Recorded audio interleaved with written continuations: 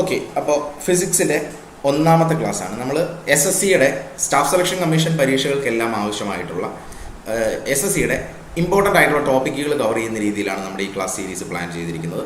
ഇന്ന് ഫസ്റ്റ് ഡേയിൽ ഫിസിക്സിൻ്റെ ഒന്നാമത്തെ ദിവസമാണ്. ഫിസിക്സ് നമ്മൾ ജസ്റ്റ് ഫിസിക്സും ജനറൽ അവയർനെസ് എല്ലാം ചേർക്കുന്ന രീതിയിൽ ഞാൻ കുറേ കാര്യങ്ങൾ എക്സ്പ്ലെയിൻ ചെയ്തിട്ടുണ്ടായിരുന്നു നേരത്തെ. അതായത് എന്തൊക്കെയാണ് പഠിക്കേണ്ടത്, ഏത് ഏരിയയിൽ നിന്നാണ് മാർക്കുകൾ വരുന്നത് തുടങ്ങിയ കാര്യങ്ങളായിരുന്നു നമ്മൾ ലാസ്റ്റ് ഡിസ്കസ് ചെയ്തത്.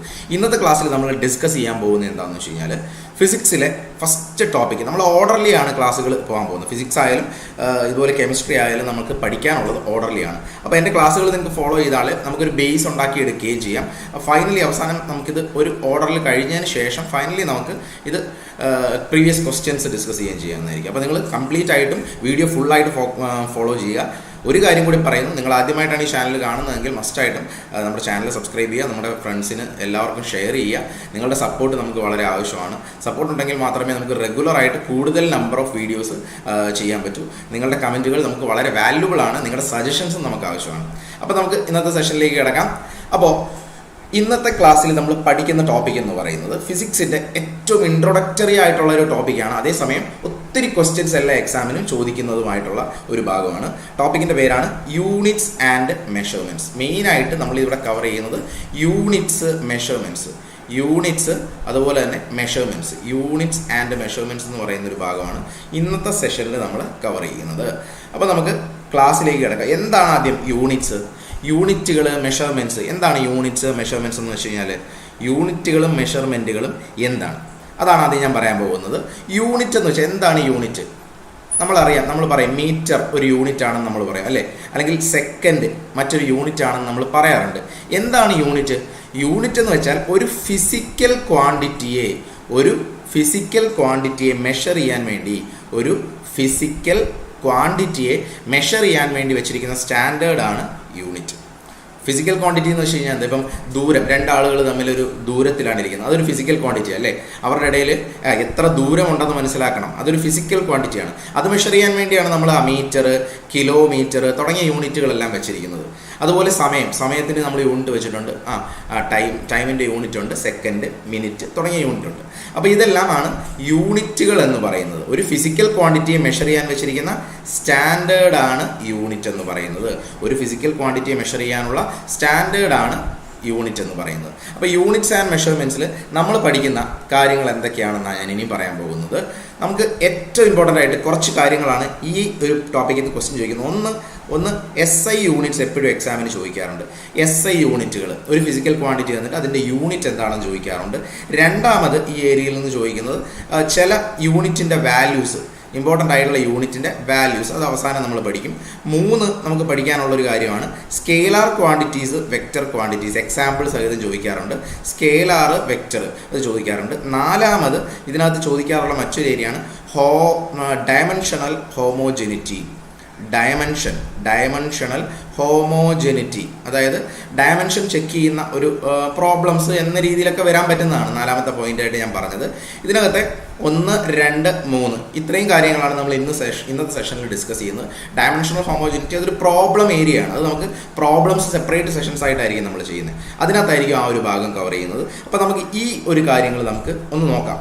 അപ്പോൾ ആദ്യം നമുക്ക് യൂണിറ്റുകളെ പറ്റി പറയുമ്പോൾ നമുക്ക് അറിയാം, ഇപ്പം ഡിസ്റ്റൻസ് എന്ന് പറയുന്ന ഒരു യൂണിറ്റ് ആണെന്ന് നമുക്കറിയാം, അല്ലേ? ഡിസ്റ്റൻസ് മെഷർ ചെയ്യാനുള്ള യൂണിറ്റ് ഏതൊക്കെയാണ്? മീറ്റർ നമ്മൾ ഡിസ്റ്റൻസ് മെഷർ ചെയ്യാൻ യൂസ് ചെയ്യും, കിലോമീറ്റർ യൂസ് ചെയ്യും. ഇനി അതല്ല സെൻറ്റിമീറ്റർ വെച്ച് വേണമെങ്കിൽ അളക്കാം, മില്ലിമീറ്റർ. ഇതെല്ലാം ഡിസ്റ്റൻസിൻ്റെ യൂണിറ്റുകളാണ്, നമുക്കറിയുന്ന കാര്യമാണ്, ഡിസ്റ്റൻസിൻ്റെ യൂണിറ്റുകളാണ്. പക്ഷേ പല യൂണിറ്റുകൾ ഒരു ഫിസിക്കൽ ക്വാണ്ടിറ്റിക്ക് തന്നെ ഉപയോഗിച്ച് കഴിഞ്ഞാൽ അത് മനസ്സിലാക്കാൻ ബുദ്ധിമുട്ടായിരിക്കില്ല. ഒരാൾ കിലോമീറ്ററിൽ പറയുന്നു, മറ്റൊരാൾ മീറ്ററിൽ പറയുന്നു, അണ്ടർസ്റ്റാൻഡിങ്ങിനൊക്കെ പ്രോബ്ലം ഉണ്ടാവും.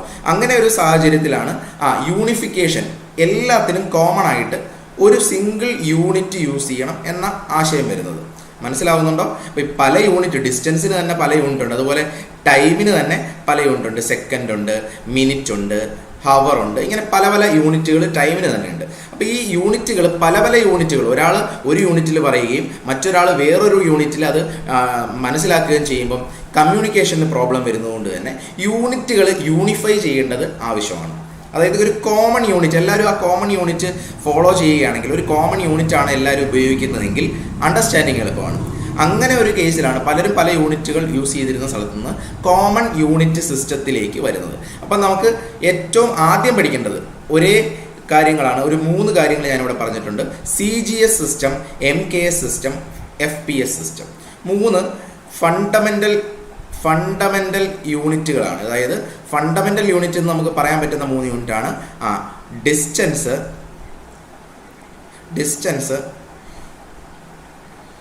Mass and time. Distance, mass, time. ഈ 3 കാര്യങ്ങളാണ് നമുക്ക് മാസ്, ലെങ്ത്, ടൈം എന്നല്ലെങ്കിൽ പറയാം, അല്ലെങ്കിൽ മാസ്, ഡിസ്റ്റൻസ്, ടൈം എന്ന് പറയാം.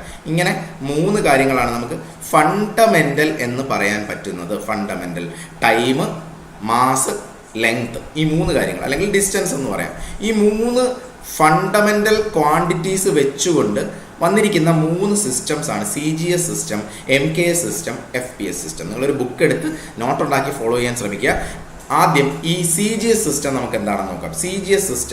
CGS സിസ്റ്റം പ്രകാരം മാസിൻ്റെ യൂണിറ്റ് എന്താണെന്ന് ചോദിക്കാം. CGS സിസ്റ്റം പ്രകാരം മാസിൻ്റെ യൂണിറ്റ് എന്താണെന്ന് ചോദിക്കാം, അല്ലെങ്കിൽ ലെങ്ത്തിൻ്റെ യൂണിറ്റ് എന്താണെന്ന് ചോദിക്കാം, അല്ലെങ്കിൽ ടൈമിൻ്റെ യൂണിറ്റ് എന്താണെന്ന് ചോദിക്കാം. ഈ 3 ചോദ്യങ്ങളുടെയും ഉത്തരമാണ് നമ്മൾ പഠിക്കേണ്ടത്.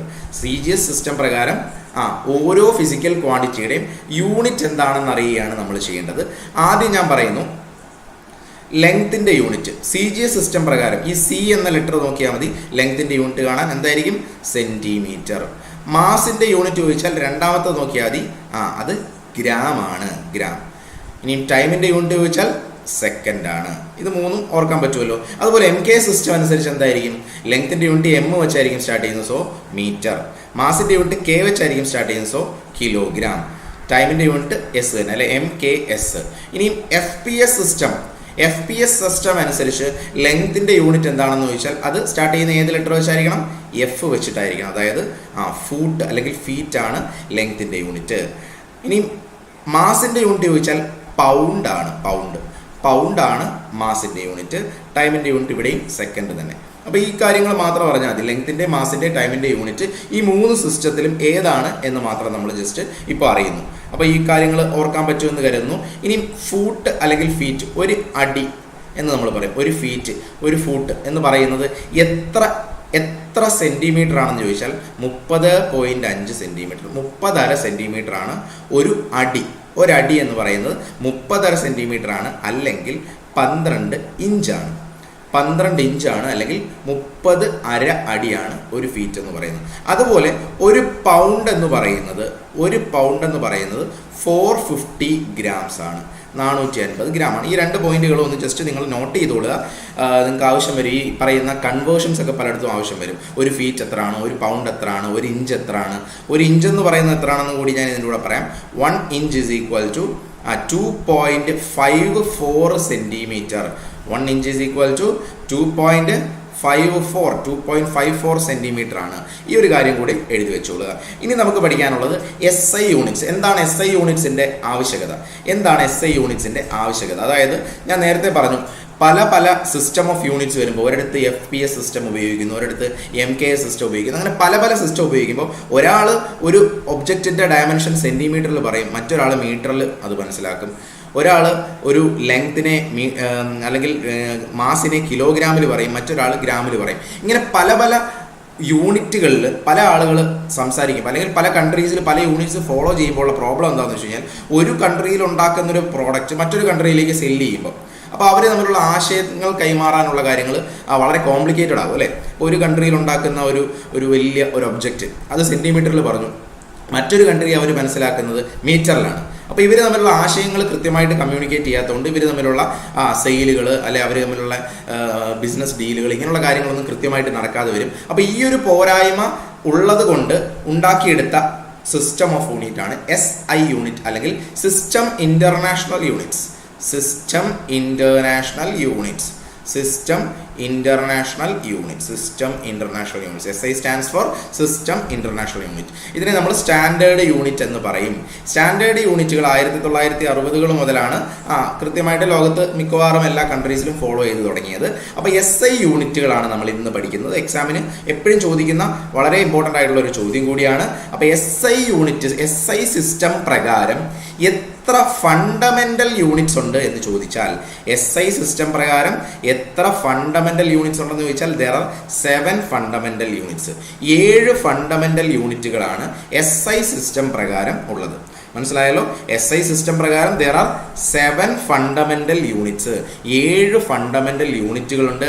ബാക്കിയുള്ളതിനെയെല്ലാം നമ്മൾ വിളിക്കുന്ന പേരാണ് ഡിറൈവ്ഡ് യൂണിറ്റ്സ്. ഫണ്ടമെന്റൽ യൂണിറ്റ്സ് അല്ലാത്തതിനെ വിളിക്കുന്ന പേരാണ് ഡിറൈവ്ഡ് യൂണിറ്റ്സ്. ബാക്കിയുള്ളതിനെ എല്ലാം നമ്മൾ ഡിറൈവ്ഡ് യൂണിറ്റ്സ് എന്നാണ് വിളിക്കുന്നത്. എന്തുകൊണ്ടാണ് ഫണ്ടമെന്റൽ യൂണിറ്റ്സ് എന്ന് വിളിക്കുന്നതെന്ന് ചോദിച്ചാൽ, ഈ 7 ക്വാണ്ടിറ്റീസിനെയും മറ്റൊന്നിൽ നിന്നും ഡിറൈവ് ചെയ്തെടുക്കാൻ പറ്റില്ല. ഇത് ഫണ്ടമെന്റൽ ആണ്. They are fundamental in nature. ഇതിനെ മറ്റൊന്നിൽ നിന്നും ഡിറൈവ് ചെയ്യാൻ പറ്റില്ല. അതുകൊണ്ടാണ് ഫണ്ടമെന്റൽ എന്ന് വിളിക്കുന്നത്. ഇനി ഡിറൈവ് ചെയ്തെടുക്കാൻ പറ്റുന്നതിനെ ഡിറൈവ്ഡ് യൂണിറ്റ്സ് എന്ന് തന്നെ വിളിക്കും. ഡിറൈവ്ഡ് യൂണിറ്റ്സ് എന്ന് തന്നെ വിളിക്കും. മനസ്സിലായല്ലോ? അപ്പോൾ 7 ഫണ്ടമെന്റൽ യൂണിറ്റ്സ് SI സിസ്റ്റം പ്രകാരം 7 ഫണ്ടമെന്റൽ യൂണിറ്റ്സ് ഏതാണെന്ന് ഞാൻ എഴുതി വെച്ചിരിക്കുന്നു. 1 mass, 1 length, 2 mass, 3 time, 4 electric current, 5 temperature, 6 amount of substance, 7 luminous intensity. ഇതാണ് 7 fundamental units. 7 fundamental units according to SI system, standard അല്ലെങ്കിൽ സിസ്റ്റം ഇന്റർനാഷണൽ സിസ്റ്റം അനുസരിച്ചുള്ള 7 ഫണ്ടമെന്റൽ യൂണിറ്റ്സ് ആണ്. Okay, അപ്പോൾ ഇതിനകത്തെ ഓരോ ക്വാണ്ടിറ്റിയുടെയും യൂണിറ്റ് എന്താണ്? ലെങ്ത്തിന്റെ യൂണിറ്റ് എന്താണ്? ലെങ്ത്തിന്റെ യൂണിറ്റ് ചോദിച്ചാൽ ലെങ്ത്തിന്റെ യൂണിറ്റ് SI സിസ്റ്റം പ്രകാരം മീറ്റർ ആണ്. ലെങ്ത്തിന്റെ യൂണിറ്റ് മീറ്റർ ആണ്, കിലോമീറ്റർ അല്ല, മീറ്റർ ആണ് ലെങ്ത്തിന്റെ യൂണിറ്റ്. മാസിന്റെ യൂണിറ്റ് ചോദിച്ചാൽ കിലോഗ്രാം ആണ്. മാസിന്റെ യൂണിറ്റ് കിലോഗ്രാം ആണ്. ടൈമിന്റെ യൂണിറ്റ് ചോദിച്ചാൽ സെക്കൻഡ് ആണ്. ഇത് മൂന്നും നമുക്ക് അറിയുന്ന കാര്യങ്ങളല്ലേ, മീറ്റർ, കിലോഗ്രാം, സെക്കൻഡ്. ഇനി ഇലക്ട്രിക് കറണ്ടിന്റെ യൂണിറ്റ് ചോദിച്ചാൽ ആംപിയർ. ആംപിയർ ആണ് ഇലക്ട്രിക് കറണ്ടിന്റെ യൂണിറ്റ്. ഇലക്ട്രിക് കറണ്ടിന്റെ യൂണിറ്റ് ആംപിയർ ആണ്. ഇനി അടുത്ത ടെമ്പറേച്ചറിന്റെ യൂണിറ്റ് അല്ലേ. ടെമ്പറേച്ചർ നമ്മൾ മെഷർ ചെയ്യാറുണ്ട്. ടെമ്പറേച്ചർ മെഷർ ചെയ്യുന്ന യൂണിറ്റ് എന്താ? നമ്മൾ യൂസ് ചെയ്യുന്ന യൂണിറ്റ് കൂടുതലും കോമൺ ആയിട്ട് നമ്മൾ ഫാരൻഹീറ്റ്, ഡിഗ്രി സെൽഷ്യസ് ഒക്കെയാണ് ഉപയോഗിക്കുന്നത്. പക്ഷേ SI യൂണിറ്റ് ചോദിച്ചാൽ കെൽവിൻ ആണ് കേട്ടോ. ടെമ്പറേച്ചറിന്റെ SI യൂണിറ്റ് ചോദിച്ചാൽ കെൽവിൻ ആണ്. Kelvin is the SI unit of temperature. അത് തെറ്റിപ്പോകരുത്. ടെമ്പറേച്ചറിന്റെ SI യൂണിറ്റ് കെൽവിൻ ആണ്. ഇനി അടുത്ത amount of substance. Amount of സബ്സ്റ്റൻസിന്റെ യൂണിറ്റ് ആണ് മോൾ. എമൗണ്ട് ഓഫ് സബ്സ്റ്റൻസിന്റെ യൂണിറ്റ് ആണ് മോൾ. അതുപോലെ ലൂമിനസ് ഇന്റൻസിറ്റിയുടെ യൂണിറ്റ് ആണ് കാൻഡല. ലൂമിനസ് ഇന്റൻസിറ്റിയുടെ യൂണിറ്റ് ആണ് കാൻഡല. അപ്പോൾ ഇത്രയും യൂണിറ്റുകളാണ് ഞാൻ പറഞ്ഞത്. എന്തൊക്കെയാണ്? ഫണ്ടമെന്റൽ യൂണിറ്റ്സ് ആയിട്ടുള്ള 7 യൂണിറ്റുകൾ. നിങ്ങൾക്ക് എന്തെങ്കിലും സംശയങ്ങൾ ഉണ്ടെങ്കിൽ നിങ്ങൾ ഉറപ്പായിട്ടും പെട്ടെന്ന് കമന്റ് ചെയ്യുക കേട്ടോ. എനിക്ക് അതനുസരിച്ച് റിപ്ലൈ ചെയ്യാൻ പറ്റുന്നതോ നിങ്ങളുടെ സംശയങ്ങളൊക്കെ ഉണ്ടെങ്കിൽ ഇപ്പോൾ ഇവിടെ ക്ലാരിഫൈ ചെയ്യാൻ പറ്റുന്ന സംശയങ്ങളൊക്കെ ആണെങ്കിൽ ഞാൻ ഇപ്പോൾ തന്നെ ക്ലിയർ ആക്കിയിട്ട് നമ്മൾ അടുത്തതിനകത്തോട്ട് പോകുള്ളൂ. അതുകൊണ്ടാണ് ലൈവ് സെഷൻസ് നിങ്ങൾക്ക് വേണ്ടി പ്ലാൻ ചെയ്തിരിക്കുന്നത്. അപ്പോൾ ഇത് SSC CHSLന്റെ റെഗുലർ ക്ലാസ്സുകളാണ്. ഇപ്പം നമ്മുടെ GDയുടെ ക്ലാസ്സുകൾ എല്ലാ ദിവസവും കാണുന്നുണ്ട്, എല്ലാ ദിവസവും നടക്കുന്നുണ്ട്, ലൈവ് ക്ലാസ്സുകൾ നടക്കുന്നുണ്ട്. പ്രത്യേകിച്ച് ഇപ്പോൾ ലാസ്റ്റ് 10 days GD എക്സാം, SSCയുടെ GD എക്സാമിൻ്റെ അവസാനത്തെ 10 ദിവസം എന്ന രീതിയിൽ റിവിഷൻ ക്ലാസ്സുകൾ നടക്കുകയാണ്. അപ്പം ഈ ക്ലാസ്സുകൾ കാണുന്ന നിങ്ങളോട് പറയാനുള്ള ഒരു കാര്യം എന്താണെന്ന് വെച്ച് കഴിഞ്ഞാൽ, SSC CHSL പഠിക്കുന്ന ആളുകൾ GDയുടെ ക്ലാസ് കാണേണ്ട ആവശ്യമുണ്ടോ? ആവശ്യമുണ്ട്. ഞാൻ പറയുന്നത് ആവശ്യമുണ്ടെന്ന്. കാരണം GK ജനറൽ അവയർനെസ് മാത്രമല്ല, ഇപ്പം മാത്സ് പോലും CHSLന് ചോദിക്കുന്ന ചോദ്യങ്ങളും GDക്ക് ചോദിക്കുന്ന ചോദ്യങ്ങളും കുറേയൊക്കെ കോമൺ ആയിട്ടാണ് വരുന്നത്. ഈ രണ്ട് നിലവാരമുള്ള എക്സാം ആണെന്ന് പറയുന്നുണ്ടെങ്കിൽ പോലും ചോദിക്കുന്ന ചോദ്യങ്ങളുടെ നിലവാരം ഒരേ തരത്തിലാണെന്ന് നമുക്ക് കാണാൻ മനസ്സിലാവും. നിങ്ങൾ ഇന്ന് ജനറൽ അവയർനെസ്സിൻ്റെ GDയുടെ റിവിഷന് ചോദിച്ച ചോദ്യങ്ങളൊക്കെ കണ്ടു കഴിഞ്ഞാൽ CHSL എക്സാമിന് ഉറപ്പായിട്ടും ചോദിക്കുന്ന അല്ലെങ്കിൽ ചോദിച്ചിട്ടുള്ള ചോദ്യങ്ങളൊക്കെ അതിനകത്ത് ഒരുപാട് നിങ്ങൾക്ക് കാണാൻ പറ്റും. അതുകൊണ്ട് നിങ്ങൾ മാക്സിമം GDയുടെ ക്ലാസ്സുകളും കൂടെ പറ്റുന്ന ആളുകളൊക്കെ ഫോളോ ചെയ്യാൻ ശ്രമിക്കുക. അപ്പോൾ നമ്മൾ പറഞ്ഞു നിർത്തിയത് ഫണ്ടമെന്റൽ യൂണിറ്റ്സ് 7 എണ്ണമാണ്. ആ ഫണ്ടമെന്റൽ യൂണിറ്റ്സ് കൂടാതെ ഡിറൈവ്ഡ് യൂണിറ്റ്സും ഉണ്ട്. SI യൂണിറ്റ്സ് പ്രകാരം 7 ഫണ്ടമെന്റൽ യൂണിറ്റ്സ് ഉണ്ടെന്ന് ഞാൻ പറഞ്ഞു. ഇത് കൂടാതെ എന്തുണ്ട്? ഡിറൈവ്ഡ് യൂണിറ്റ്സും ഉണ്ട്. അപ്പൊ ഡിറൈവ്ഡ് യൂണിറ്റ്സ് ഏതൊക്കെയാണെന്നാണ് ഇനി പറയാൻ പോകുന്നത്. ഡിറൈവ്ഡ് യൂണിറ്റ്സ് നിങ്ങൾക്ക് അറിയുന്നവർ കമന്റ് ചെയ്യാമോ? ഒന്ന് പെട്ടെന്ന് കമന്റ് ചെയ്യാമോ? അറിയുന്നവർ ഇതിൻ്റെയൊക്കെ ഉത്തരങ്ങൾ അറിയുന്നവരൊന്ന് വളരെ പെട്ടെന്ന് കമന്റ് ചെയ്യണേ. നമുക്കതൊരു ഇന്ററാക്ട് ചെയ്ത് നിങ്ങളുടെ ഉത്തരങ്ങൾ, നിങ്ങൾക്ക് അറിയുന്ന കാര്യങ്ങൾ മനസ്സിലാക്കിയപ്പോൾ ആദ്യം പ്ലെയിൻ ആംഗിൾ, സോളിഡ് ആംഗിൾ, ഇത് രണ്ടിനെ നമുക്ക് ഡിറൈവ്ഡ് യൂണിറ്റ്സിന്റെ കൂട്ടത്തിൽ സെപ്പറേറ്റ് ആയിട്ട് കാണാം. ഈ രണ്ടിനെയും ചേർത്ത് സപ്ലിമെന്ററി ഡിറൈവ്ഡിന്റെ കൂട്ടത്തിലാണെങ്കിലും സപ്ലിമെന്ററി യൂണിറ്റ്സ് എന്നാണ് അറിയപ്പെടുന്നത്. സപ്ലിമെന്ററി യൂണിറ്റ്സ് എന്നറിയപ്പെടുന്നതാണ് ഇത് രണ്ടും. സപ്ലിമെന്ററി യൂണിറ്റ്സ് എന്നാണ് അറിയപ്പെടുന്നത്. പ്ലെയിൻ ആംഗിളിന്റെ യൂണിറ്റ് എന്താണ്? പ്ലെയിൻ ആംഗിളിന്റെ യൂണിറ്റ് ആണ് നമ്മൾ പ്ലെയിൻ ആംഗിൾ അറിയത്തില്ലേ, പേപ്പറിൽ വരയ്ക്കുന്ന ആംഗിൾ മെഷർ ചെയ്യാൻ വേണ്ടി നമ്മൾ വരയ്ക്കാറില്ലേ. നമ്മൾ കൂടുതലും ഡിഗ്രി ആണ് യൂസ് ചെയ്യുന്നത് അല്ലേ. 360 ഡിഗ്രി, 30 ഡിഗ്രി, 60 ഡിഗ്രി ആണ് യൂസ് ചെയ്യുന്നത്. പക്ഷേ SI യൂണിറ്റ് ചോദിച്ചാൽ റേഡിയൻ ആണ് കേട്ടോ. റേഡിയൻ ആണ് പ്ലെയിൻ ആംഗിളിന്റെ SI യൂണിറ്റ്. പ്ലെയിൻ ആംഗിളിന്റെ SI യൂണിറ്റ് റേഡിയൻ ആണ്. പ്ലെയിൻ ആംഗിളിന്റെ SI യൂണിറ്റ് റേഡിയൻ ആണ്. സോളിഡ് ആംഗിളിന്റെ യൂണിറ്റ് ചോദിച്ചാൽ അത് സ്റ്റെറീഡിയൻ ആണ്. സോളിഡ് ആംഗിൾ എന്ന് പറയുമ്പോൾ സ്പേസിൽ വരുന്ന ആംഗിൾ. പ്ലെയിൻ ആംഗിൾ എന്ന് പറയുമ്പോൾ ഒരു പ്ലെയിൻ ഓഫ് പേപ്പറിൽ, ഒരു സിംഗിൾ പ്ലെയിനിൽ മാത്രം വരയ്ക്കാൻ പറ്റുന്ന ആംഗിളാണ് പ്ലെയിൻ ആംഗിൾ കൊണ്ട് ഉദ്ദേശിക്കുന്നത്. അതിന്റെ യൂണിറ്റ് റേഡിയൻ ആണ്. സോളിഡ് ആംഗിൾ എന്ന് പറയുമ്പോൾ സ്പേസിൽ വരുന്ന ആംഗിളാണ്. അതിനെ വിളിക്കുന്ന അതിന്റെ SI യൂണിറ്റ് ആണ് സ്റ്റെറീഡിയൻ. ഇനി അടുത്തത് വർക്ക്, എനർജി, ഹീറ്റ്, ഇതിന്റെയൊക്കെ യൂണിറ്റ്. വർക്കിന്റെയും എനർജിയുടെയും യൂണിറ്റ് ഒന്ന് തന്നെയാണ്. നമുക്കറിയാം ഹീറ്റ് എന്ന് പറയുന്നത് ഒരു എനർജി ആണല്ലേ, ഹീറ്റ് എനർജി എന്ന് നമ്മൾ പറയുന്നത്. ഹീറ്റ് എനർജിയുടെ യൂണിറ്റും ജൂൾ ആണ്. എനർജിയുടെ യൂണിറ്റ് ചോദിച്ചാൽ എനർജിയുടെ യൂണിറ്റ് ജൂൾ ആണ്. ഓക്കെ. ഇനി ഫോഴ്സിന്റെ യൂണിറ്റ് ന്യൂട്ടൺ. ഫോഴ്സിന്റെ യൂണിറ്റ് ന്യൂട്ടൺ. ഞാൻ ഒന്നുകൂടെ പറയുകയാണ്, നിങ്ങൾ ഒരു പേനയും പേപ്പറും എടുത്തിട്ട് തന്നെ ക്ലാസ് കാണാൻ ശ്രമിക്കുക. നിങ്ങൾ ഈ പറയുന്ന കാര്യങ്ങൾ നോട്ട് ചെയ്ത് പോകാൻ ശ്രമിക്കുക. ഇങ്ങനെ നോട്ട് ചെയ്ത് പോവുകയാണെങ്കിൽ നിങ്ങൾക്ക് ഇനിയും പ്രീവിയസ് ക്വസ്റ്റ്യൻസ് മാത്രം നോക്കിപ്പോയാൽ മതി. കാരണം ഞാൻ ഫണ്ടമെന്റൽ ആയിട്ടുള്ള എപ്പോഴും ചോദിക്കുന്ന ക്വസ്റ്റ്യൻസ് ഒക്കെ ഇതിനകത്ത് കവർ ചെയ്യുന്നുണ്ട്. എപ്പോഴും എക്സാമിന് ചോദിച്ചു വരുന്ന SSCയുടെ അല്ലെങ്കിൽ ഇങ്ങനെയുള്ള എക്സാംസിന് ചോദിച്ചു വരുന്ന ക്വസ്റ്റ്യൻസ് ഒക്കെ ഇത് കവർ ചെയ്യുന്നുണ്ട്. നിങ്ങൾ നോട്ട്സ് ഉണ്ടാക്കാൻ ശ്രമിക്കുക. ഇനിയും പവറിന്റെ യൂണിറ്റ് ചോദിച്ചാൽ വാട്ട്. പവറിന്റെ യൂണിറ്റ് വാട്ട്. ഇല്ലൂമിനൻസിന്റെ യൂണിറ്റ് ചോദിച്ചാൽ lux is the unit of illuminance. Electric ചാർജിന്റെ യൂണിറ്റ് കൂളുംബ്. ഇലക്ട്രിക് ചാർജിന്റെ യൂണിറ്റ് ആണ് കൂളും. ഓക്കെ. COULUMB. കൂളും ആണ് ഇലക്ട്രിക് ചാർജിന്റെ യൂണിറ്റ്. അടുത്തിനി പ്രഷറിന്റെ unit. What is the unit of pressure? പ്രഷറിന്റെ യൂണിറ്റ് പാസ്കൽ. ഈ പാസ്കലിനെ തന്നെയാണ് ന്യൂട്ടൺ പെർ മീറ്റർ സ്ക്വയർ എന്നറിയപ്പെടുന്നത്. ന്യൂട്ടൺ പെർ മീറ്റർ സ്ക്വയറിനെയാണ് പാസ്കൽ എന്ന് വിളിക്കുന്നത്. ന്യൂട്ടൺ പെർ മീറ്റർ സ്ക്വയർ അല്ലെങ്കിൽ പാസ്കൽ. ഓക്കെ. ഇനി നമുക്ക് അടുത്ത ഡെറൈവ്ഡ് ക്വാണ്ടിറ്റീസിലേക്ക് വരാം. അടുത്ത ക്വാണ്ടിറ്റിയാണ് റെസിസ്റ്റൻസിന്റെ SI യൂണിറ്റ് എന്താണ്? റെസിസ്റ്റൻസിന്റെ എല്ലാവർക്കും അറിയാം ഓം is the SI unit of resistance. ഇങ്ങനെയാണ് അതിന്റെ ഒരു സിമ്പൽ വരുന്നത്. കണ്ടക്ടൻസിന്റെ യൂണിറ്റ് ആണ് സീമെൻസ്. കണ്ടക്ടൻസിന്റെ യൂണിറ്റ് ആണ് സീമെൻസ്. ഇനി ഇൻഡക്റ്റൻസിന്റെ യൂണിറ്റ് ചോദിച്ചാൽ ഹെൻറി. അതുപോലെ കപ്പാസിറ്റൻസിന്റെ യൂണിറ്റ് ആണ് ഫാരഡ്. അപ്പോൾ ഒരുമിച്ച് ഒന്നുകൂടെ നോക്കുക. റെസിസ്റ്റൻസിന്റെ unit ohm, conductance siemens, inductance Henry, capacitance farad. ഇനി റെസിസ്റ്റിവിറ്റി എന്ന് ചോദിച്ചാൽ റെസിസ്റ്റൻസും റെസിസ്റ്റിവിറ്റിയും തിരിഞ്ഞു പോകരുത്. റെസിസ്റ്റിവിറ്റിയുടെ യൂണിറ്റ് ഏതാണെന്ന് ചോദിച്ചാൽ എന്തുത്തരം പറയും? റെസിസ്റ്റിവിറ്റിയുടെ യൂണിറ്റ് ആണ് ഓം മീറ്റർ കേട്ടോ. തിരിഞ്ഞു പോകാതെ നോട്ട് ചെയ്തോളൂ. റെസിസ്റ്റൻസിന്റെ യൂണിറ്റ് ഓം ആണെങ്കിൽ റെസിസ്റ്റിവിറ്റിയുടെ യൂണിറ്റ് ഓം മീറ്റർ ആണ് റെസിസ്റ്റിവിറ്റിയുടെ യൂണിറ്റ് ഓം മീറ്റർ.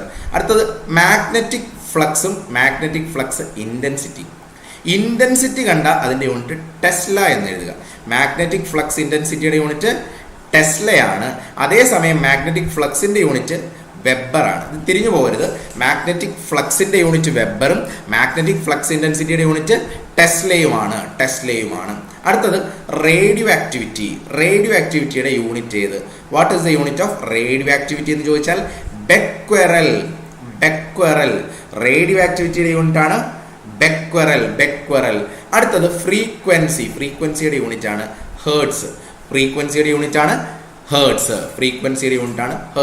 ഇനിയും ഡിറൈവ്ഡ് ക്വാണ്ടിറ്റീസ് ഉണ്ട്. ഇത്രയും ക്വാണ്ടിറ്റീസ് പഠിച്ചാൽ നിങ്ങൾ ഇതിനപ്പുറം ഒന്നും പഠിക്കാനില്ല. അതുകൊണ്ടാണ് ഞാൻ കംപ്ലീറ്റ് ആയിട്ട് ഇത് കവർ ചെയ്തിട്ടാണ് പോകുന്നത്. അതുകൊണ്ട് ഇത്രയും നോട്ട് ചെയ്ത് വെക്കാൻ പറയുന്നത് അതുകൊണ്ടാണ്.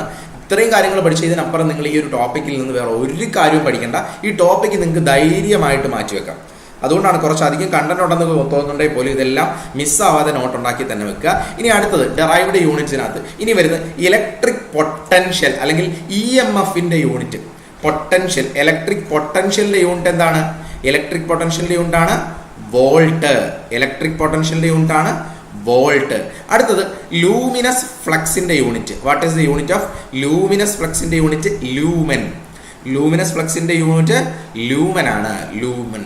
അടുത്തത് കാറ്റലിറ്റിക് ആക്ടിവിറ്റിയുടെ യൂണിറ്റ് ആണ് കാറ്റലിറ്റിക് ആക്ടിവിറ്റിയുടെ യൂണിറ്റ് ആണ് കാറ്റലിറ്റിക് ആക്ടിവിറ്റിയുടെ യൂണിറ്റ് ആണ് കാറ്റലിറ്റിക് ആക്ടിവിറ്റി. ഇനി അടുത്ത ഇന്റൻസിറ്റി ഓഫ് സൗണ്ടിന്റെ യൂണിറ്റ് ആണ് ഡെസിബൽ. സൗണ്ടുമായിട്ട് ബന്ധപ്പെട്ട് ഇന്റൻസിറ്റി ഓഫ് സൗണ്ട് ഡെസിബൽ ആണ്. അടുത്തത് പവർ ഓഫ് ലെൻസ് ഡയോപ്റ്റർ. ഇത്രയും യൂണിറ്റ്സ് ആണ് മെയിൻ ആയിട്ട് നമുക്ക് ഡിറൈവ്ഡ് യൂണിറ്റ്സ് പാർട്ടിൽ പഠിക്കാനുള്ളത്. ഇത്രയും യൂണിറ്റ്സ് ആണ് നമ്മളിപ്പോൾ പഠിച്ച കാര്യങ്ങൾ. നിങ്ങൾ ഒന്നുകൂടെ നോക്കുക. നിങ്ങളിത് നോട്ട്സ് ഉണ്ടാക്കിയിട്ടില്ലെങ്കിൽ നിങ്ങൾ ഈ ഒരു പേജ് ഒന്ന് സ്ക്രീൻഷോട്ട് എടുത്ത് സേവ് ചെയ്ത് വെക്കുക. ഈ തന്നിരിക്കുന്ന കാര്യം ഒന്ന് സ്ക്രീൻഷോട്ട് എടുത്ത് സേവ് ചെയ്ത് വെക്കാൻ ശ്രമിക്കുക.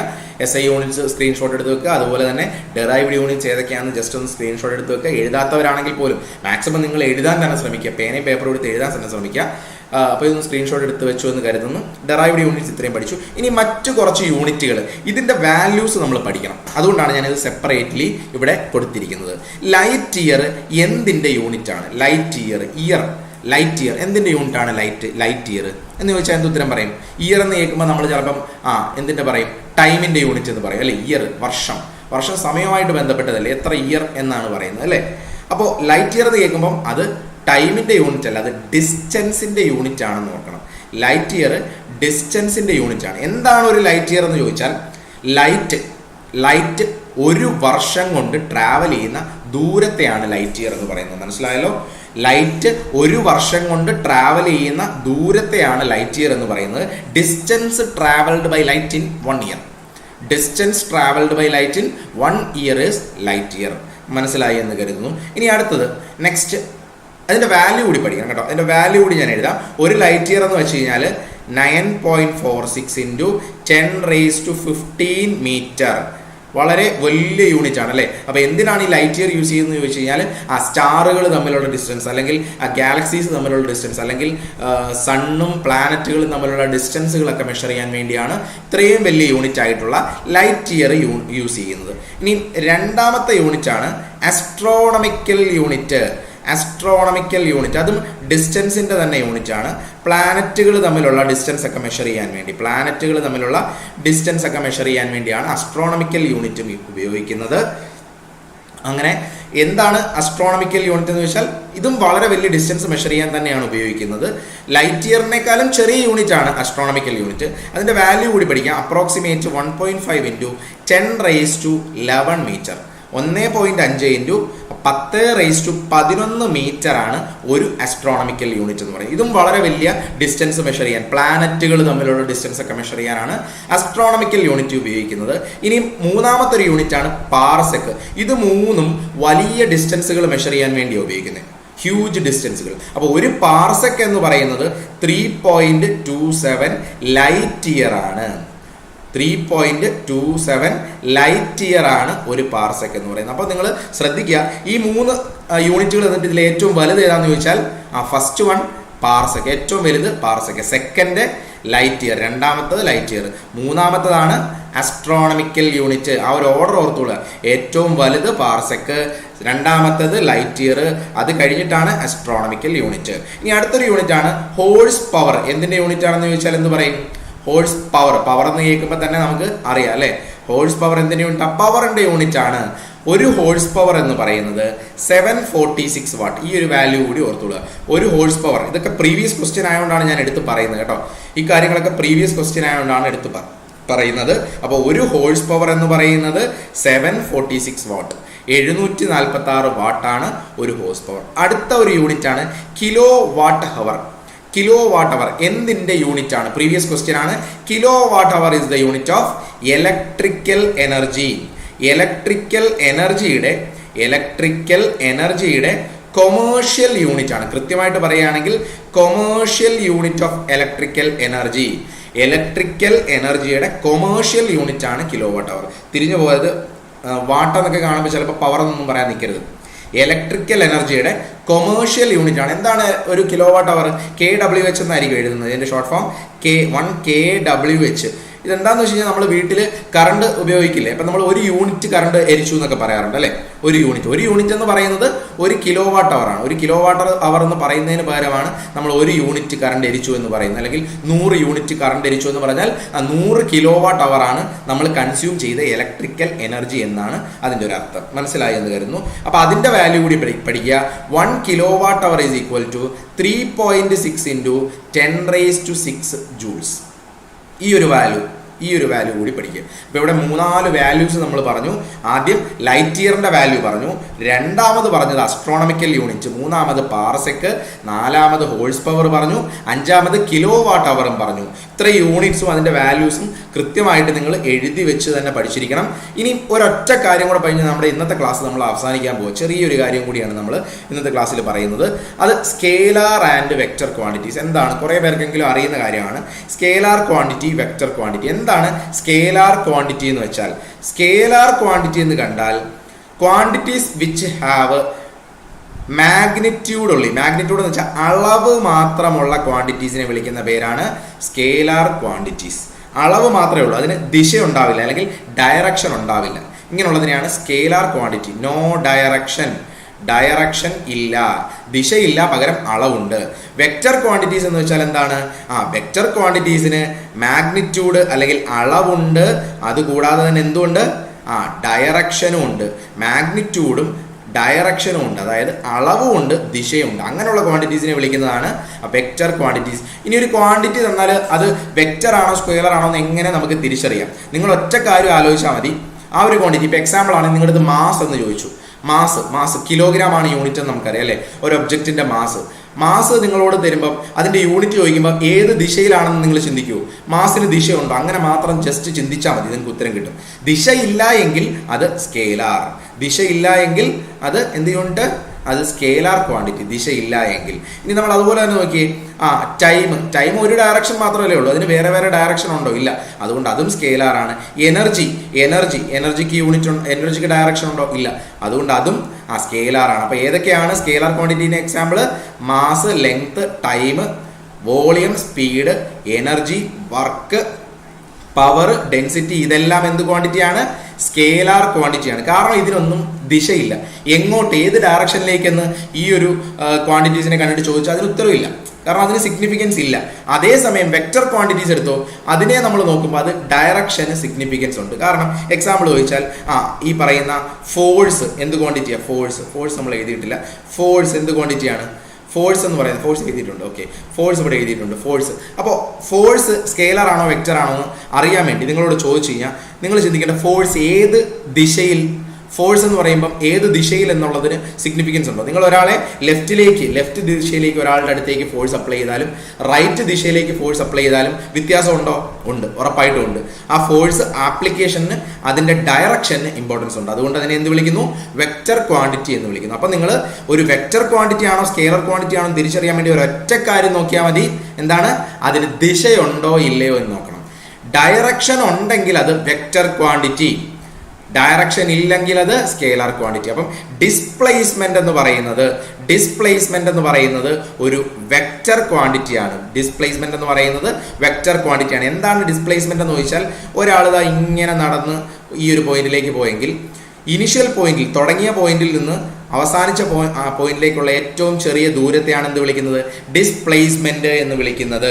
അപ്പോൾ അതിനൊരു ഡയറക്ഷൻ ഇല്ലേ? ആ തുടങ്ങിയ പോയിന്റിൽ നിന്ന് അവസാനിച്ച പോയിന്റിലേക്ക് ഒരു ഡയറക്ഷൻ ഉണ്ട്. അതുകൊണ്ടാണത് ഡയറക്ഷൻ ഉള്ള ക്വാണ്ടിറ്റിയാണ്, വെക്റ്റർ ക്വാണ്ടിറ്റിയാണ് എന്ന് നമ്മൾ പറയുന്നത്. മനസ്സിലായല്ലോ? അതുപോലെ വെലോസിറ്റിക്ക് ഡയറക്ഷൻ ഉണ്ട്, ആക്സലറേഷന് ഡയറക്ഷൻ ഉണ്ട്, മൊമെന്റത്തിന് ഡയറക്ഷൻ ഉണ്ട്, ഫോഴ്സിന് ഡയറക്ഷൻ ഉണ്ട്, ടോർക്കിന് ഡയറക്ഷൻ ഉണ്ട്. ഇതിനെല്ലാം ഡയറക്ഷൻ ഉള്ളതാണ്. അതുകൊണ്ട് തന്നെ വെക്റ്റർ ക്വാണ്ടിറ്റീസ് ആണ്. ഇത്ര എക്സാമ്പിൾസ് നിങ്ങൾ നോട്ട് ചെയ്ത് തന്നെ പഠിക്കണം. കാരണം ഇതൊക്കെ എക്സാമിന് എപ്പോഴും ചോദിക്കാറുള്ള എക്സാമ്പിൾസ് ആണ്. അതുകൊണ്ട് ഇത്ര എക്സാമ്പിൾസ് കൃത്യമായിട്ട് നോട്ട് ചെയ്ത് വെച്ച് തന്നെ മാക്സിമം നിങ്ങൾ പഠിക്കുക. ഓക്കെ, അപ്പോൾ നമ്മൾ ഇന്നത്തെ ക്ലാസ്സിൽ ക്ലാസ് 1 കുറച്ച് കാര്യങ്ങൾ ക്ലിയർ ആയിട്ടും പഠിച്ചു വന്നു. അടുത്ത ക്ലാസ്സിൽ നമുക്ക് ഇതിലും കൂടുതൽ കാര്യങ്ങൾ ഇതിൻ്റെ മുകളിൽ ബിൽഡപ്പ് ചെയ്താണ് നമ്മൾ പഠിക്കാൻ പോകുന്നത്. അപ്പോൾ ഇന്നത്തെ ക്ലാസ്സിൽ പഠിച്ച കാര്യങ്ങൾ എന്തൊക്കെയാണെന്ന് ഒന്നുകൂടെ ഞാൻ പറയുന്നു. നമുക്ക് ആദ്യം മുതൽ ജസ്റ്റ് പെട്ടെന്ന് പറയാം, നമ്മൾ റിവിഷൻ ചെയ്ത് പോവാണ്. അതായത് CGS സിസ്റ്റം പഠിച്ചു, MKS സിസ്റ്റം പഠിച്ചു, FPS സിസ്റ്റം പഠിച്ചു. ഈ 3 സിസ്റ്റം പ്രകാരവും ലെങ്ത്തിൻ്റെയും മാസിൻ്റെയും ടൈമിൻ്റെയും യൂണിറ്റുകൾ നമ്മൾ ആദ്യം പഠിച്ചു. ഇതിനുശേഷം SI യൂണിറ്റ്സ് പ്രകാരമുള്ള ഫണ്ടമെന്റൽ ക്വാണ്ടിറ്റീസ്, എത്ര ഫണ്ടമെന്റൽ ക്വാണ്ടിറ്റീസ് ഉണ്ടെന്നാണ് നമ്മൾ പറഞ്ഞത്? there are 7 ഫണ്ടമെന്റൽ ക്വാണ്ടിറ്റീസ് എന്ന് നമ്മൾ പറഞ്ഞു. അങ്ങനെയുള്ള 7 ഫണ്ടമെന്റൽ ക്വാണ്ടിറ്റീസ് ഏതൊക്കെയാണ്, അതിന്റെ യൂണിറ്റ്സ് എന്തൊക്കെയാണെന്ന് നമ്മൾ പഠിച്ചു. പിന്നെ ഡിറൈവ്ഡ് യൂണിറ്റ്സ് ആണ് പഠിച്ചത്. കുറേ ഡിറൈവ്ഡ് യൂണിറ്റ്സ് പഠിച്ചു. ഇതെല്ലാം നോട്ട് ചെയ്ത് വെച്ചോളാം, ഞാൻ പറഞ്ഞിട്ടുണ്ട്. ആ ഡിറൈവ്ഡ് യൂണിറ്റ്സ് എല്ലാം, അതിന്റെ യൂണിറ്റുകൾ, ചോദിച്ചിരിക്കുന്ന യൂണിറ്റുകൾ എല്ലാം പഠിക്കണം. ഡിറൈവ്ഡ് യൂണിറ്റ്സ് പഠിച്ചിട്ട് അതർ യൂണിറ്റ്സ് എന്ന് പറഞ്ഞൊരു 5 യൂണിറ്റുകളും അതിന്റെ വാല്യൂസും കാണാതെ പഠിച്ചു. വാല്യൂസ് നമ്മൾ കാണാതെ പഠിച്ചു അല്ലേ? അപ്പോൾ ഇതെന്താണെന്ന് ചോദിച്ചു കഴിഞ്ഞാൽ, ഇത്രയും കാര്യങ്ങൾ എന്തുകൊണ്ട് ഞാൻ പറയുന്നതെന്ന് ചോദിച്ചാൽ, ഇതെല്ലാം പ്രീവിയസ് ക്വസ്റ്റ്യൻസിൽ നിന്ന് എടുത്തു വെച്ചിരിക്കുന്ന ക്ലാസ്സാണ്. ഇതിൽ നിന്ന് ഒരു പോയിന്റ് പോലും നിങ്ങൾക്ക് മിസ് ചെയ്യാനില്ല. പഠിക്കുന്നുണ്ടെങ്കിൽ ഇത് കൃത്യമായിട്ട് നിങ്ങൾ പഠിച്ചു പോയാൽ ഇനി നിങ്ങൾ ഈ ഒരു പാർട്ട് തിരിഞ്ഞു നോക്കണ്ട. നിങ്ങൾ ഇതിനെപ്പറ്റി ഇനി ഈ ഒരു പാർട്ടിനെ പറ്റി നിങ്ങൾ ചിന്തിക്കേണ്ട ആവശ്യം പോലും ഇല്ല. അതുകൊണ്ടാണ് ഞാൻ പറയുന്നത് കേട്ടോ. ഈ ഒരു ഓർഡറിൽ തന്നെ നിങ്ങൾ പഠിച്ചു വെക്കുക. അടുത്ത ടോപ്പിക്കിൽ നമ്മൾ ബാക്കിയുള്ള കാര്യം പഠിച്ചു. അവസാനം നമ്മൾ സ്കെയിലർ ആൻഡ് വെക്റ്റർ ക്വാണ്ടിറ്റീസ് പഠിച്ചു. ഇനി ഈ ഒരു ടോപ്പിക്കിൽ ഒരു കാര്യം കൂടെ ഞാനുണ്ടെന്ന് പറഞ്ഞു, ഡയമെൻഷണൽ ഹോമോജിനിറ്റി ചെക്ക് ചെയ്യുന്ന ഒരു ഭാഗം. അത് ഇന്നത്തെ ക്ലാസ്സിൽ നമ്മൾ പഠിക്കുന്നില്ല. കാരണം എന്താണെന്ന് വെച്ചാൽ അത് പ്രോബ്ലംസിന്റെ കൂടെയാണ് നമ്മൾ പഠിക്കുന്നത്. പ്രോബ്ലംസ് പഠിക്കുമ്പോൾ അതിൻ്റെ കൂടെ ചെയ്ത് പഠിക്കാനുള്ള കാര്യങ്ങൾ, അതുകൊണ്ട് അത് സെപ്പറേറ്റ് ന്യൂമറിക്കൽ സെഷൻസിലായിരിക്കും നമ്മൾ പഠിക്കുന്നത്. ഇന്ന് നമ്മൾ യൂണിറ്റ്സ് ആൻഡ് മെഷർമെന്റ്സ് എന്ന് പറയുന്ന ടോപ്പിക്ക് ഇത്രയും വെച്ച് നിർത്തുന്നു. ഇനി അടുത്ത ക്ലാസ്സിൽ നമുക്ക് പഠിക്കാനുള്ള ടോപ്പിക് എന്ന് പറഞ്ഞു കഴിഞ്ഞാൽ ഏതൊക്കെയാണെന്ന് ഞാൻ ജസ്റ്റ് നിങ്ങൾക്കൊന്ന് പറഞ്ഞുതരാം, മനസ്സിലാക്കാൻ വേണ്ടി ജസ്റ്റ് ഒന്ന് പറഞ്ഞുതരാം. നമുക്കിനി അടുത്തത് നമ്മുടെ ഈ ഒരു ഓർഡറിൽ പോകുമ്പോൾ യൂണിറ്റ്സ് ആൻഡ് മെഷർമെന്റ്സ് കഴിഞ്ഞിട്ട് അടുത്ത പഠിക്കാനുള്ള ടോപ്പിക്കാണ് work, energy, power. Work, energy, power എന്ന് പറയുന്ന ഒരു ടോപ്പിക്കുണ്ട്. Force, laws of motion. ഇതാണ് നമ്മുടെ അടുത്തൊരു ഏരിയ. ലോ ഓഫ് മോഷൻ, ചലന നിയമങ്ങൾ, ബലം, വർക്ക്, എനർജി, പവർ, ഇതെല്ലാം ആണ് ഇനി വരുന്ന ഒരു സെഷനിൽ നമുക്ക് പഠിക്കാനുള്ളത്. അപ്പോൾ ഫിസിക്സിൻ്റെ തന്നെ 2ാമത്തെ ക്ലാസ്സിൽ നമുക്ക് പഠിക്കാനുള്ള ടോപ്പിക് ഏതാണെന്നാണ് പറഞ്ഞത്. അടുത്ത 2ാമത്തെ ടോപ്പിക്കും ഏറ്റവും ക്രൂഷ്യൽ ആയിട്ടുള്ള, ഏറ്റവും കൂടുതൽ മാർക്കുകൾ ചോദിക്കുന്ന ഏരിയയാണ്. കാരണം ഇവിടെ നിന്ന് പ്രോബ്ലംസ് ഒക്കെ ചോദിക്കും. ഫോഴ്സ്, ലോസ് ഓഫ് മോഷൻ എന്നൊക്കെ പ്രോബ്ലംസ് ഒക്കെ ചോദിക്കും. അതെല്ലാം നമുക്ക് ഡിസ്കസ് ചെയ്യണം. നമ്മൾ പ്രോബ്ലംസ് സെപ്പറേറ്റ് ആയിട്ടുള്ള സെഷനിലാണ് ഡിസ്കസ് ചെയ്യുന്നത്. ഓക്കെ, അപ്പോൾ നിങ്ങൾക്ക് ഈ ക്ലാസ് മനസ്സിലായെന്ന് കരുതുന്നു. നിങ്ങളുടെ വിലയേറിയ സജഷൻസ് ഉറപ്പായിട്ടും ഈ വീഡിയോയുടെ താഴെ കമൻറ്റ് ചെയ്യുക. നിങ്ങൾക്ക് എന്തെങ്കിലും കാര്യങ്ങൾ സംശയമുണ്ട്, അല്ലെങ്കിൽ എന്തെങ്കിലും ഒരു കാര്യം അറിയണം, അല്ലെങ്കിൽ ഏതെങ്കിലും ഒരു ടോപ്പിക്കിൻ്റെ സ്പെഷ്യൽ ക്ലാസ്സുകൾ വേണം, അങ്ങനെയുള്ള എന്തെങ്കിലും ഒരു സജഷൻ ഉണ്ടെങ്കിൽ നിങ്ങൾ ഉറപ്പായിട്ടും നമ്മുടെ വീഡിയോസിൻ്റെ താഴെ കമൻറ്റ് ചെയ്യുക. നമുക്ക് സോൾവ് ചെയ്യാൻ പറ്റുന്ന, അല്ലെങ്കിൽ നമുക്ക് മനസ്സിലാക്കാൻ പറ്റുന്ന, റിസോൾവ് ചെയ്യാൻ പറ്റുന്ന കാര്യങ്ങളാണെങ്കിൽ ഉറപ്പായിട്ടും റിസോൾവ് ചെയ്തിരിക്കും. നിങ്ങളെല്ലാവരും നമ്മുടെ കൂടെ നിന്ന് കഴിഞ്ഞാൽ നമുക്ക് ഈ ഒരു എക്സാം വരുന്ന സമയത്തിനുള്ളിൽ കൃത്യമായിട്ട് കവർ ചെയ്യാം. ഇപ്പോൾ റെഗുലറായിട്ട് 3 ക്ലാസ്സുകളാണ് നമ്മുടെ ചാനലിൽ, ആഴ്ചയിൽ 3 ക്ലാസ്സുകളാണ് ഇപ്പോൾ ഈ വരുന്ന 2 ആഴ്ചകളിലായിട്ട് അവൈലബിൾ ആക്കിക്കൊണ്ടിരിക്കുന്നത്. തിങ്കൾ, ബുധൻ, വെള്ളി ഈ 3 ദിവസങ്ങളിലാണ് നിങ്ങൾക്ക് ക്ലാസ് ഉള്ളത്. ഈ വൈകുന്നേരം ഒരു 8 മണി 9 മണി സമയത്ത് തന്നെയായിരിക്കും നിങ്ങൾക്ക് ക്ലാസ്സുകൾ തരുന്നത്.